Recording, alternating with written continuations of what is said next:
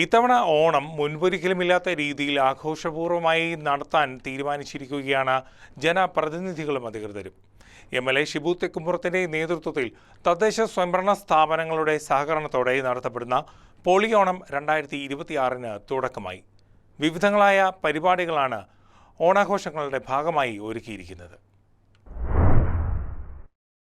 MLA. Shibu തെക്കുംപുറത്തിന്റെ നേതൃത്വത്തിൽ തദ്ദേശ സ്വയംഭരണ സ്ഥാപനങ്ങളുടെയും വിവിധ സംഘടനകളുടെയും സഹകരണത്തോടെ സംഘടിപ്പിക്കുന്ന ഓണാഘോഷത്തിന്റെ ഔദ്യോഗിക ഉദ്ഘാടനം ഫിഷറീസ് വകുപ്പ് മന്ത്രി അഡ്വക്കേറ്റ് വി. അബ്ദുൽ ഗഫൂർ നിർവഹിച്ചു.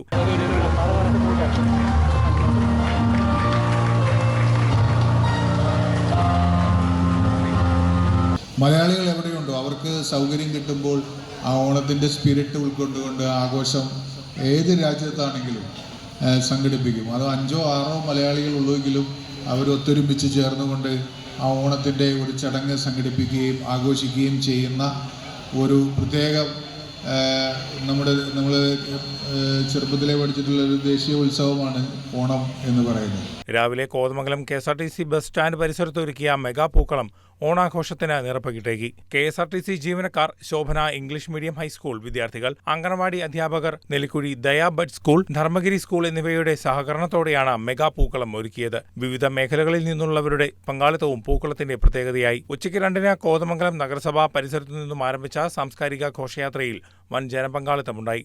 മുത്തുകൂടകളുടെയും വിവിധ കലാരൂപങ്ങളുടെയും അകമ്പടിയോടെ നടന്ന ഘോഷയാത്ര നഗരവീഥികളെ ഓണാഘോഷത്തിന്റെ ആവേശത്തിലാഴ്ത്തി. പഞ്ചവാദ്യം, കാവടി, ശിങ്കാരിമേളം, ബാൻഡ് സെറ്റ്, കൈകൊട്ടിക്കളി തുടങ്ങിയ കലാരൂപങ്ങൾ ഘോഷയാത്രയ്ക്ക് മാറ്റുകൂട്ടി. KSRTC ബസ് സ്റ്റാൻഡ് പരിസരത്ത് ഘോഷയാത്ര സമാപിച്ചു. ഇടുക്കി MP ഡീൻ കുര്യാക്കോസ്, സിനിമാ താരം മിയ ജോർജ് എന്നിവർ മുഖ്യാതിഥികളായി. വിവിധ UDF നേതാക്കളായ KP Babu, Shameer Panakkan, Babu Elias, MS Eldhose, Ibrahim Kaula, PK Moidu, Muhammad Iqbal, block panchayat president Jessy Saju, Kuttampuzha panchayat president Mary Kuriakose, ജില്ലാ പഞ്ചായത്ത് അംഗങ്ങളായ Jomy Thekkekara, PAM Basheer, KI Jacob, NC Cherian, Babu Paul തുടങ്ങി നിരവധി പ്രവർത്തകരും നാട്ടുകാരും പങ്കെടുത്തു.